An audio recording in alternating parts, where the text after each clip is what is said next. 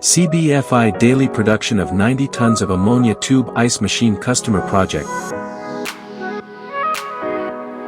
CBFI ammonia tube ice machine adopts split design.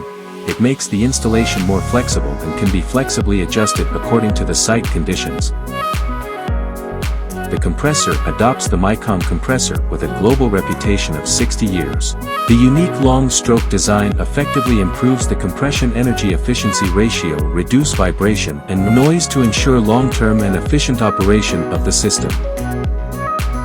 The tube ice machine uses a unique mechanical strength expansion technology and a uniquely designed refrigeration system to achieve rapid ice removal, greatly increasing ice production. Ammonia as a refrigerant has a high energy efficiency ratio, that is, under the same power consumption, ammonia refrigeration system can provide a larger cooling capacity.